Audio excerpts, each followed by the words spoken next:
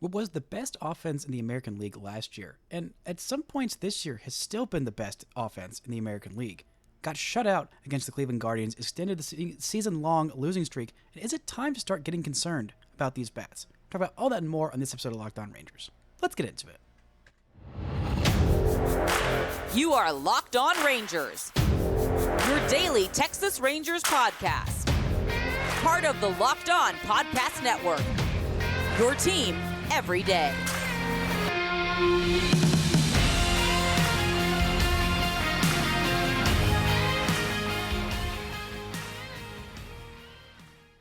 You are locked onto the World Series champion Texas Rangers. I'm Bryce Patrick, a cripplingly addicted Texas Rangers fan, covering this team for 11 seasons, including all 6 as the founder and host of this podcast. Thank you all so much for making Locked On Rangers your first listen every single day. If you're not already, you can follow me on Twitter at Bryce Patrick. You can follow the show at Locked On Rangers. Hit subscribe on your favorite podcasting platform and on YouTube, where the best way you can help grow the show is a comment nearly any single thing below. Before we get into an incredibly frustrating game for the Rangers to lose, an offense that is very hit or miss. Last night, very much emphasizing on the miss. And, of course, more injury updates. This episode is brought to you by PrizePicks, the easiest and most exciting way to play daily fantasy sports. Go to prizepicks.com/LockedOnMLB and use code, all lowercase, LockedOnMLB for a first deposit match up to $100. Now, last night, the Rangers did what I thought was their fair share for the greater good of DFW sports in losing 7-0 to the Cleveland Guardians. Alas, normally when they lose, and both the Mavs and Stars are playing, that ends up being wins for both of those other teams. But that was not the case. So this was just a straight-up loss for the no-good. A 7-0 shutout loss to Cleveland in a game that was tied 0-0 after 7 innings, where the Rangers' starting pitching, yet again, was masterful, and I was there to see all the glory and the horror in person. This is my first game of the year. Shout out to my boy Chris Springer for the tickets. Brought my mother with me to go watch the reigning World Series champs in person for the first time since they have become the reigning World Series champs. And I gotta say, it did hit a little different hearing Chuck Morgan over the loudspeakers announcing the defending World Series champion Texas Rangers. It just hit a little bit different of the many times that I've heard Chuck Morgan call out this lineup, and seeing all the pregame stuff, excitement. It's that much better when it's just highlights of your team that literally just won the World Series 6 months ago. And it makes these losses a little easier to stomach, but seeing the offensive ineptitude up close and personal was just, well, it's fun to see a baseball game in person, but it would have been a lot more fun if these Rangers ended up winning. We saw dueling no-hit bids through 3.5 innings. Tanner Bybee looked fantastic. Michael Lorenzen was battling through it and looked pretty solid. Michael Lorenzen ends the day with a 7-inning, 1-hit, 0-run, 4-walk, 4-strikeout performance, lowers the season ERA down to 3.75. Rangers headed into that 8th inning in a tie game against a very good Cleveland bullpen, and their bullpen was, well, less than good. I was excited to see the, I believe, new Jose Leclerc closer entrance. That is something that I had not seen before. Jose Leclerc, with a strikeout in Oakland, became the Rangers' franchise leader in strikeouts among relief pitchers. And, well, that was a fun entrance, but it was not as fun of a performance from Jose. Allowed a leadoff double to Estevan Florial, then struck out a batter, then walked a batter, then was pulled after a single that drove in the game's first run. Jacob Latz comes in and just did not really have it. Allows both the inherited runners to score, then allows a runner of his own to score, finally gets out of that inning, and then Owen White comes on, and what was a hopeful 4-0 game heading into the bottom of the 8th inning. The Rangers did nothing offensively. They headed into the bottom of the 9th inning, losing 7-0, and did absolutely nothing offensively, which is not out of the norm for this team this year. This is a team that does lead the American League in runs scored. It does lead the American League in hits. You be saying, this offense sucks, Bryce. Bryce, this offense can't hit for duty.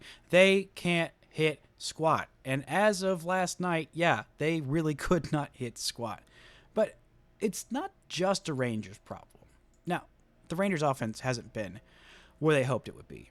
Corey Seager having a 647 OPS after playing 39 games this year, that's not what anybody expected at all. They also expected to get more than 4 games out of Josh Young at this point in the season. That hasn't happened. They expected to get more than 31 games out of White Langford and more production than they got out of White Langford. That wasn't the case. Evan Carter has been out of the lineup for the last 3 days, and we'll have an update on him a little later on in the show. And he also hasn't been quite spectacular. And the offense just in general has been pretty inconsistent. Now, I think of offensive performances in 3 different categories, and it's basically just a grouping of how they score runs. And I went back and looked at the Rangers' record through all these different types of games. There is the 0 to 3 runs scored games.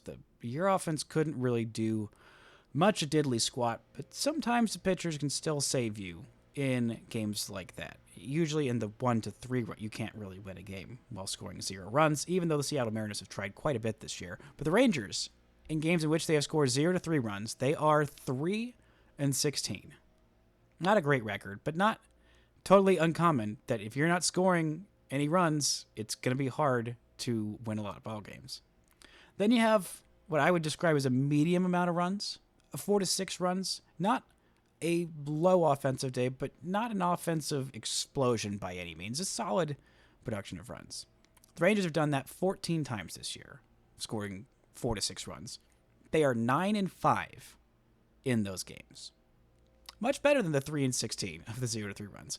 And then we have the offensive explosion days, what I would like to call pizza days, as for an old promotion the Rangers used to run when they scored 7+ runs of getting half off free pizza from a certain company. No free ads, so I'm not going to name them, but you all know who I'm talking about. So when the Rangers score 7+ runs this year, which they've done quite a bit, 8 times to be specific, they are 8-0. 8-0 when you score 7+ runs. Not even like just when they score double digits. When they get to just 7, they have not lost a single game this year because the starting pitching has been very good. The A side of this bullpen has been very good. It's the B side when the run scoring has not happened a whole lot early in games. Usually, even those 7+ run outings, the 8-0, usually they've been blowouts. The only ones that haven't have been the 2 very weird Jack Leiter starts, which the Rangers did end up winning both of those. So, in 43 games so far this season, the 19 games the Rangers have scored 3 runs or fewer. They are 3-16, but if they even get to 4 or more runs, they've done that in 22 games, so more than... Okay, hold on, my math is off there a little bit. They are 17-5 when they have scored 4+ runs. Yeah, 17-5, 4+ runs. That is pretty good. So just get to the 4-run mark. Just get there. Now, this Rangers offense is still among the best in batting average. They are very good in these big clutch situations, especially. That is when they do their damage, with runners in scoring position, but mostly with a lot of singles and with a lot of walks. The Rangers have the second highest team OPS with runners in scoring position on the year at 856, just 2 points behind the Brewers, who surpassed them with last night's game. Now, if you want to go all the way to even clutcher situations, so runners in scoring position with 2 outs, so you got this one chance to really do damage. The Rangers are second in OPS as a team to just the Atlanta Braves in 2 outs with runners in scoring position. An 861 OPS, hitting 294 as a team with an on-base over 400. This team does really, really well in extending those big run innings. That's what this team does well, is explode in those innings. Once they get you on the ropes, they keep you on the ropes. They just keep throwing haymakers until you are down, out cold, and they can throw in their 0 leverage guys and just cruise to a win. They've done that a lot this year. Now, overall, offensively, as a team, this has not been a great year for offense in general. The Rangers are about middle of the pack in terms of OPS at 709. They are 12th A 709 OPS is 12th best as a team in Major League Baseball. And the leader of the pack is the Dodgers at 785. And you think that's pretty good as a team, but last year, 785 would have had you 4th in Major League Baseball, behind the Rangers, who had a 789 OPS as a team. So they're about 87 points lower as a team OPS this year as opposed to where they were last year. And last year, the Braves led baseball with an 845 OPS as a team, which was just stupid good. So it's not just been the Rangers offense that's been mid. It's been pretty much everyone. Heck, even the Braves offense, they're 741 OPS as a team, and they are the 6th best in baseball. A team that just last year was doing historically good things, was historically deep, was just insanely good. This year has just been kind of mid, but kind of mid is got them 6th best OPS in baseball. It is not just a Rangers problem. It is a problem with the entirety of Major League Baseball. And even though the Rangers have done incredibly well when they've scored 4+ runs, I think there might be some changes to the baseball where this offense starts to click a little bit more, and maybe even though they won't win at a crazy clip of 17-5 when they score 4 more, maybe it'll start to happen a little bit more frequently anyway. Coming up and talk about some injury updates, some finally positive news, and a prospect that's turning a bit of heads who might be able to help this Rangers rotation down the road. Right after this word from our sponsors. This episode is brought to you by PrizePicks. Spring training is over and baseball season is officially underway. So don't miss your chance to add your favorite players from the diamond in your PrizePicks entries. Whether it's strikeouts, RBIs, first inning runs, take your pick of more or less, then add them to your PrizePicks entry today. If you're wanting to pick for this offense to have a massive explosion, if you're thinking more or less than half a home run for Corey Seager, you can go throw him in your entry. If you're thinking that Jack Leiter is going to have a great start tonight against the Guardians, you can put him in your entry as well. PrizePicks has got the best way to get in on the action in more than 30 states across the country, including California, Texas, and Georgia. PrizePicks also offers weekly promotions and special offers for the biggest moments in sports. So download the PrizePicks app today and use code LOCKEDONMLB for a first deposit match up to $100. Again, download the app today and use code LOCKEDONMLB for a first deposit match up to $100. PrizePicks. Pick more, pick less. It's that easy. Now, it would not be an episode of Locked On Rangers, the year of our Lord 2024, if I didn't spend about half the show talking about injury updates. So let's get into some news the Rangers got, some positive injury news the Rangers got on Monday night. Now, Evan Carter had been dealing with a back issue, some lower back soreness. He had dealt with back issues earlier in his career, played only 32 games in his first pro season, so this was not something that he wanted to let linger and get worse and make him miss an extended stretch. So he came back, saw a specialist, had an MRI, and while there wasn't a whole lot of new information, there was some information that it is just inflammation in his back. He will not be missing an extended stretch, at least at this point, with this back injury.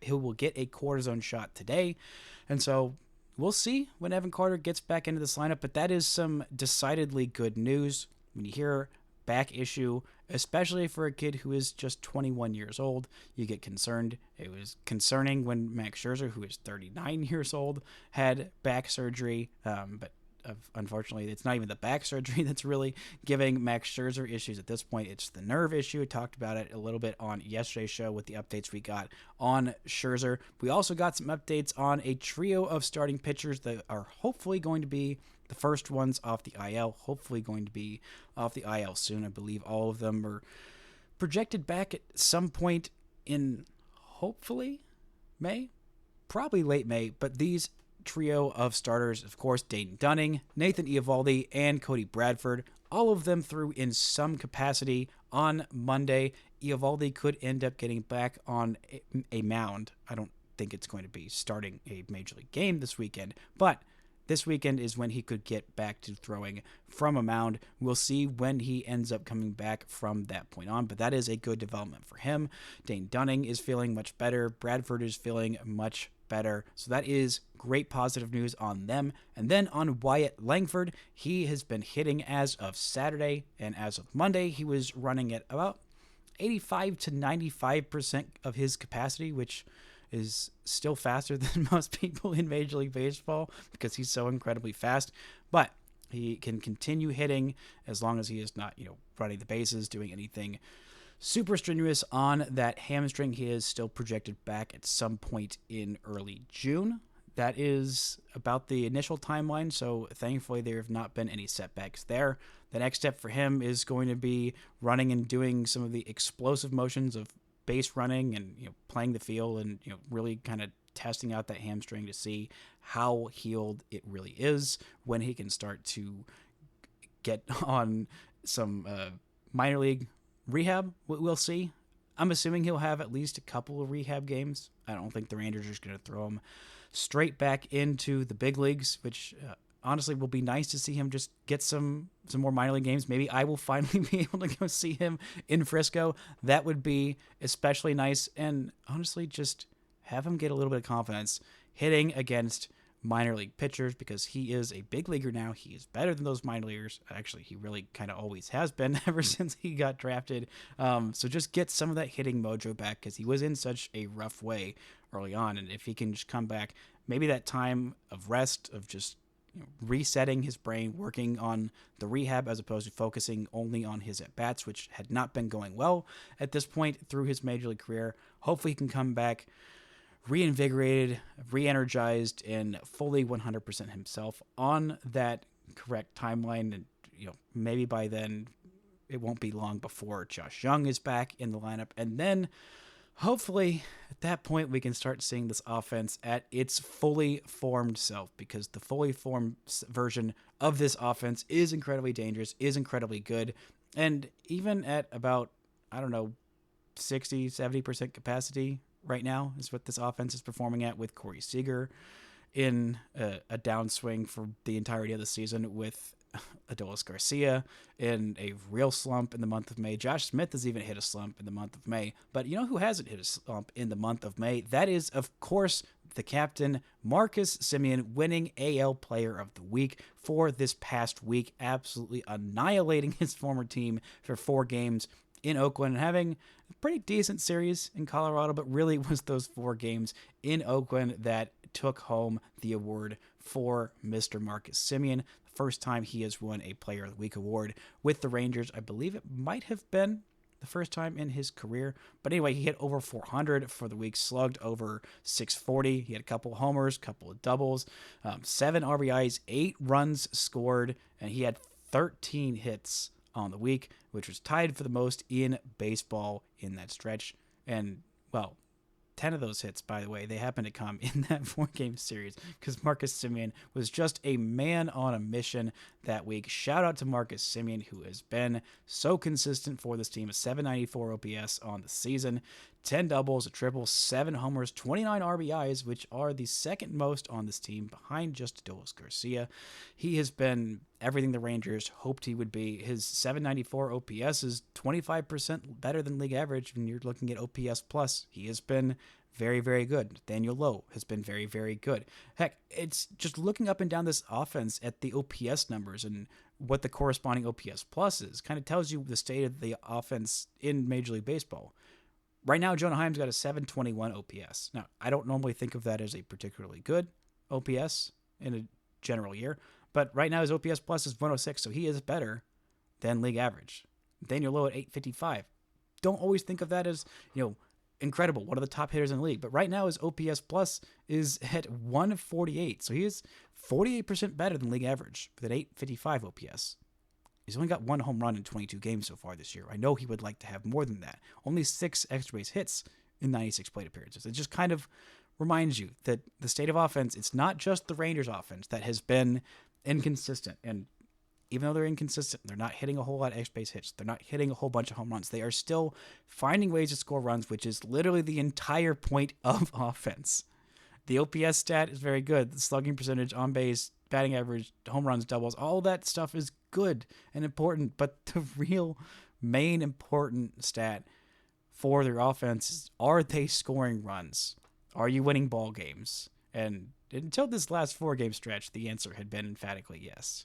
It would be nice to get back to that, because right now this offense has been in a rough way, as has the B side of this bullpen. Coming up, we'll talk about some worries about the non-Kirby Yates, David Robertson relievers, and a couple options the Rangers might consider, including a guy who I thought might make the team out of camp despite never seeing Double-A. Right after this word from our sponsors. This episode is brought to you by Policygenius. You know, life insurance is an important safety net for your family, but sometimes trying to find the right policy, it can be really tough. Policygenius is there to help you. Policygenius is the country's leading online insurance marketplace. It saves you time and money so you can provide your family with a financial safety net starting today. Policygenius helps you compare your options from all the top companies, and their team of licensed experts is on hand to help talk you through it. You can talk to a team of award-winning agents who will walk you through the process step by step. So you don't have to know what you're doing, but Policygenius does, and they have got your back. You can easily compare quotes from America's top insurers in just a few clicks to find your lowest price. Policygenius gives you the unbiased advice you need from a team of licensed experts. So they have got no incentive to recommend one insurer over another, so you can trust their guidance. Thousands of 5-star reviews on Google and Trustpilot from customers who found the best fit for their needs. Check life insurance off your to-do list in no time with Policygenius. Head to policygenius.com/lockdownmlb or click the link in the description to get your free insurance quotes and see how much you can save. That's policygenius.com/lockdownmlb. Now, this Rangers bullpen started off the year in such a great way, and closer Kirby Yates has been phenomenal. David Robertson, really outside of one game, has been phenomenal. Jacob Latz has been much better than expected. It's really just been Jose Leclerc that has been the only one that's been healthy, but also not quite living up to expectations. Right now he's got a 6.88 ERA. Quite a few of those runs were given up by inherited runners that he gave up. Not his own, not someone else's inherited runners, but his own inherited runners, including a couple in this latest game and a couple that should not have been earned runs, but still, it's just not been a good year for Jose Leclerc. And it's not been a great year for Josh Spores so far, who, despite having a 1.69 ERA in 7 appearances, he has landed on the IL twice already, and that just leaves this team in that much worse of a situation of having to throw guys like Cole Winn, like Yuri Rodriguez, like Jonathan Hernandez, Grant Anderson, and even Owen White in spots where you'd rather not throw them. Brock Burke went from one of the best relievers in baseball in 2022 to not great in 2023 to bad and then punching a wall and then hurt for half the season in 2024. And this Rangers bullpen, the A side, those two top guys in Robertson and Yates have been very good. Latz has been fine, but the B side, once you get past those top tier options, it gets a little harder. And I had people in my mentions saying to DFA Jose Leclerc, he needs to work on these things in the minor leagues. Well, first off, Jose Leclerc doesn't have minor league options. He's 30. You can't just send him to the minor leagues and ask him to get better. And also, and this goes for not just every bad reliever or every underperforming hitter or any underperforming starter as well. When you're saying this guy needs to be, sent down to the minors, this guy needs to be cut, blah, blah, blah, blah, blah, blah, blah. This guy needs to not play anymore. Well, that's great, but someone else needs to take their place. It's not just you magically call up someone better. It doesn't work like that. Otherwise, the guys who have been stinking in any situation, they would be replaced with the someone better. That's how teams work. You don't just magically spawn some new guy out of nowhere. That's why these guys are still pitching in these big spots, and it's why the Rangers keep having to go to Yuri Rodriguez and Jonathan Hernandez and Grant Anderson, try and figure out, can we piece it together just enough until we get some more of these guys healthy? Because Hernandez has been in a rough way this year. Not just that outing where he got left out way too long in Oakland and just clearly didn't have it. And I was probably pitching through something at the time. He's still got a 4.5 ERA in 6 innings of work, but he's got 9 walks to just 3 strikeouts. And 9 walks in 6 innings. I think 5 of them came in that 2/3 of an inning stint. But still, it has not been an easy time for Jonathan Hernandez to find the strike zone this year. But he's got some of the best stuff in the pen. And he is cheap and controllable. And that's what you're looking for. With all these bullpen options, and why I was so happy that the Rangers signed Kirby Yates and David Robertson for a combined, I think, $15 million this year. I think there's also an option for Robertson next year. They will probably try and re-sign Kirby Yates if he keeps this up all year, and I would hope that they could bring him back. And even though they are both, in their late 30s, Robertson is age 39 season, Yates is 37. The reason I was so happy they did that, as opposed to going and trading for, whoever it might be, whatever great reliever that there happens to be. Devin Williams was, I think, an option that was bandied about, the closer for the Brewers. Or, maybe the Rangers should have gone and traded for David Bednar, who is the closer of the Pirates, and last year was an all-star and has been really good for a couple of years. Or maybe the Rangers should have gone and spent $1 bazillion on Josh Hader. Well, they shouldn't have. Hader's been trash this year. Bednar has been not great this year either. And Devin Williams has not pitched yet and will not be pitching until about June. And then that leads you to say, oh, but Bryce, the Oakland A's have a closer and the A's are going to be bad for 18 billion years, so why not just go trade for Mason Miller? Well, that'd be nice to have a closer who throws 103 miles an hour. That would be really nice. I would enjoy that very much. But this is his second season in the big leagues. He is under team control for another, 5 seasons, I think, after this. And like I said, those guys that I mentioned, those are guys with great track records who have been inconsistent. The Astros paid Josh Hader $90 million for 5 years, or however much it actually was. I think 5 years, $90 million was about the fee. But they paid him that much because he's been the best closer in baseball for 3-4 years now. And he has been awful this year. And here comes Kirby Yates, who hasn't been a good reliever. He was fine last year. He hasn't been a good reliever since 2019. And here he is, one of the best relievers in baseball. Bullpens are fickle, silly, goofy, unpredictable, wild, and untrustworthy creatures. Even the best ones. Unless you have Mariano Rivera and Dennis Eckersley and, some other third closer who I can't think of right now, who are all Hall of Famers. Trevor Hoffman, let's say. If you got those 3 in your pen, then you could probably trust your pen to be pretty good and to pay them whatever they want and to keep them around forever, or to make whatever trade to go get them, and that might work out for you. But for the most part, you try and get these guys, signing a Kirby Yates and a David Robertson, hoping that one of them works out, and they both work out, that's great. You also had 3 other options in your pen that you thought, okay, maybe these guys are real good back-end relievers. Spores, Leclerc, and Hernandez. All of them with nasty stuff. All of them at times have looked incredibly dominant. But again, they're relievers, so they are inconsistent and untrustworthy. And so spending massive assets on them, even the best ones, can you imagine what it's going to take to get this man, Mason Miller? Which, by the way, I don't think the A's are freaking trading him, because I think they see him as a starter long term. He has started at times, even last year in the big league level. He made 6 starts out of his 10 appearances, so more than half of his games were as a starter last year. And right now, he's the best closer in baseball. 13 games, a 1.10 ERA, chucking out 103. Do you think that's going to be sustainable? Do you think he's going to be this amazing and stay healthy for this long? Do you remember what it cost last year for some of those relievers the Rangers traded for? Aroldis Chapman, who was walking the world, striking out a lot, still throwing absolute gas, but he was only on a contract for 1 year, and he was, to be fair, quite old. And it cost you Cole Reagans, who is incredibly good, for half a year of an old Aroldis Chapman. What do you think it's going to cost for 5 years of Mason Miller? They might ask for a Wyatt Langford and an Evan Carter.